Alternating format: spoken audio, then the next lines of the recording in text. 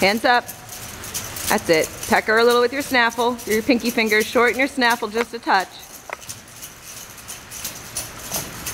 Hands up.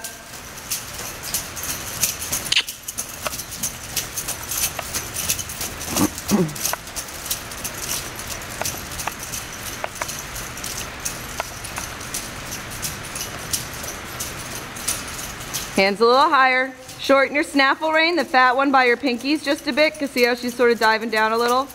And give her a good peck with your pinky.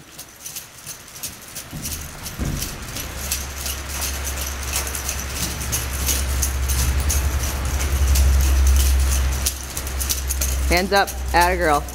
Bring her upper body up just a hair.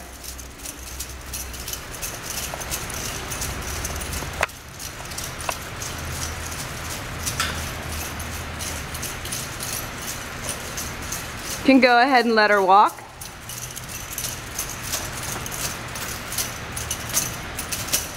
Push her.